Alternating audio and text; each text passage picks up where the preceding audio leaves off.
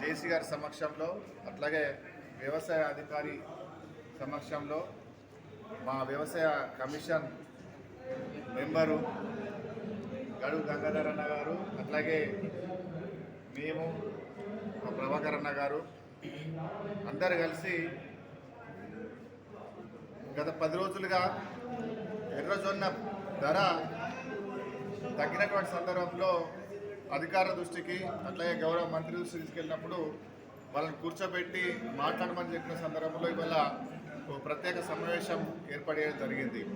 ఈ సమావేశంలో అధికారులతో పాటు ఎర్రజొన్న వ్యాపారులు కూడా వచ్చి దీంట్లో పాల్గొని చర్చించినటువంటి అంశము ఏదైతే పంట మొదటగా వచ్చినప్పుడు 3900 ఎట్లయితే రైతులకు వచ్చి ఇప్పుడు 3400కు పడిపోయిన సందర్భంలో రైతులు నష్టపోతారు కాబట్టి ఆ ధర తగ్గకుండా ఏదైతే స్టార్టింగ్లో వచ్చినటువంటి ధరనే రైతులకు ఇచ్చి ఒక నిలకడైనటువంటి ధర ఉండాలనేటువంటి దాని మీద చాలా లోతుగా చర్చించినటువంటి సందర్భం ఉంది. అందుకని ఈ సందర్భంగా రైతులకు కూడా విజ్ఞప్తి చేస్తూ ఉన్నాం.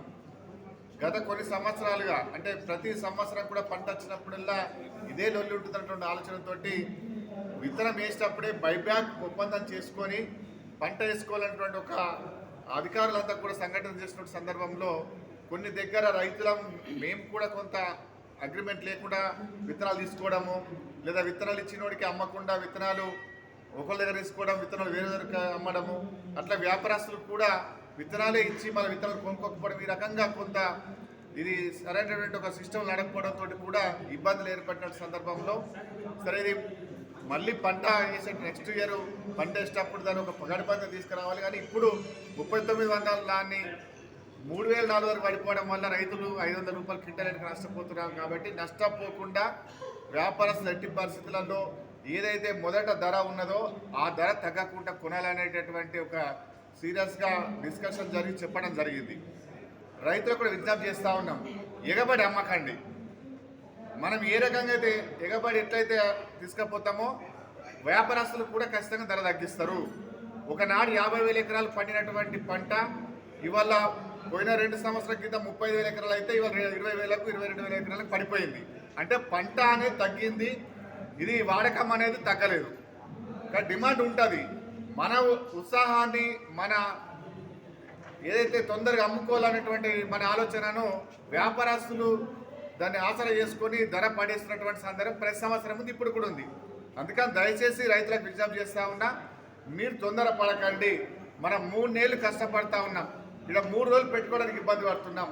మనం ఇవ్వకపోతే, మనము ఎగబడిపోకపోతే ఖచ్చితంగా ధర అనేది వస్తుంది. కాబట్టి ప్రభుత్వ పరంగా ఖచ్చితంగా రైతులకు ధర వచ్చే విధంగా కృషి చేస్తాం 100%. దాంట్లో భాగం ఇవాళ మాట్లాడడం జరిగింది. ధర వచ్చేంత వరకు కూడా మనం అమ్ముకోకుండా ఉంటే వాళ్ళే దిగి వస్తారనేటువంటి మాట చెప్తున్నాం. ఈ సందర్భంలో ఈ 2-3 రోజుల్లో చాలామంది మాట్లాడారు ప్రభుత్వం మీద, అటు టీఆర్ఎస్ వాళ్ళు కానీ ఇటు వేరే వాళ్ళు కానీ. నేను ఒకటే చెప్తా ఉన్నా, ఇవాళ బీజేపీ వాళ్ళు మాట్లాడారు, బీజేపీ వాళ్ళకి చెప్తా ఉన్నా, ఎంఎస్పీ నిర్ణయం చేసేది కేంద్ర ప్రభుత్వం. మరి గత పార్లమెంట్ ఎన్నికల్లో అరవింద్ గారు పోటీ చేసినప్పుడు ఫస్ట్ బోర్డుతో పాటు ఎంఎస్పీని కూడా ఎర్రజొన్నకు తీసుకొస్తాడు, తీసుకురాలే. 4,000 రూపాయలు ధర ఇస్తాడు, దాని గురించి చూసి లేదు. ఇలా బీజేపీ వాళ్ళు మాట్లాడుతూ ఉన్నారు. మరి ఇటుపోయింది మీ అరవింద్ మాట. ఎంఎస్పీ నిర్ణయించాల్సింది మీరు నిర్ణయించారు. ఇవాళ ఎంఎస్పీ నిర్ణయించినటువంటి పంటలలో కొనుగోలు చేస్తున్నారు, కొన్ని పంటలను కొనుగోలు చేస్తూ ఉన్నారు. ఇలా తెలంగాణ రాష్ట్రంలో 11 లక్షల ఎకరాలు మొక్కజొన్న సాగు అవుతుంది. ఆ పంటను కొనరాట, కానీ శనగలు పప్పులు ఇవి తప్ప మొక్కజొన్న కొన అంటారు. శనగలు మన దగ్గర ఎన్ని ఎకరాలు పండుతుంది, మిగిలిన పప్పులు ఎన్ని ఎకరాలు పడతాయి మన దగ్గర? 11 లక్షల ఎకరాల మొక్కజొన్న సాగు అవుతుంటే ఇలా ఒక రైతు 28,000 రూపాయలు దాదాపు ఎకరానికి నష్టపోతూ ఉంటే ఇది కొనరు. వాళ్ళు ఇక్కడ మాట్లాడుతూ ఉన్నారు. టీఆర్ఎస్ వాళ్ళు మాట్లాడుతున్నారు. 10 ఏళ్ళు అధికారంలో ఉన్నారు, ఎన్నిసార్లు రోడ్డు మీదకి వచ్చినాము, కేసులు పెట్టిర్రు, జైల్లో పెట్టించిర్రు, రోడ్డు మీదకి రానియలేరు. ఎలక్షన్ దృష్టి ఒకసారి కొని వదిలేసిన వాళ్ళు కూడా ఇవాళ మాట్లాడుతున్నారు. కాబట్టి మాకే కాంగ్రెస్ పార్టీకే సిద్ధశుద్ధి ఉంది. రైతులు నష్టపోకుండా రైతులను కాపాడడం కోసం అధికారంకి వచ్చిన మొట్టమొదటి నుంచే పసుపు కానీ ఎర్రజొన్న కానీ ధర నిలకడగా ఉండడానికి ప్రయత్నం చేస్తున్నాము. ఈసారి అదే ప్రయత్నంలో భాగంగానే ఇవాళ వ్యాపారస్తులను పిలిచి కూడా ధర తగ్గకుండా ఖచ్చితంగా రైతులు నష్టపోకుండా చూడాల్సిన బాధ్యత వ్యాపారస్తుల మీద ఉన్నటువంటిది చాలా గట్టిగా చెప్పడం జరిగింది. పసుపు కూడా 2,000 రూపాయలు పడేసారు. అంటే ఏమనంటే యుద్ధం అంటారు. అసలు యుద్ధానికి పసుపుకి ఏం సంబంధం ఉన్నది? ఎవడైనా వ్యాపారస్తుడు కొని వెంటనే ఎక్స్పోర్ట్ చేస్తాడా? వాడు కోల్డ్ స్టోర్ పెట్టుకొని ప్రాసెస్ చేసి 6 నెలల తర్వాతనో 7 నెలల తర్వాతనో ఎక్స్పోర్ట్ చేసుకుంటాడు.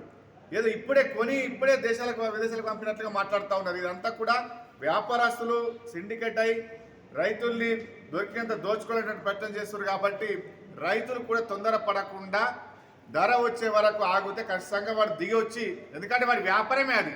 మనం ఇవ్వకపోతే వాడికి వ్యాపారమే లేదు. మనం ఇస్తేనే వాడికి ₹1 మిగులుతుంది. మనం ఇవ్వకపోతే ₹6 కూడా మిగలదు. కాబట్టి దయచేసి తొందరపడి అమ్ముకోకండి, ధర వచ్చేదాకా ఆపండి. ప్రభుత్వం ఖచ్చితంగా రైతులు నష్టపోకుండా రైతులను కాపాడే దిశగా ప్రభుత్వం ఉంటుంది అనేటువంటి మాట మీ ద్వారా రైతులకు విజ్ఞప్తి చేస్తా ఉన్నా.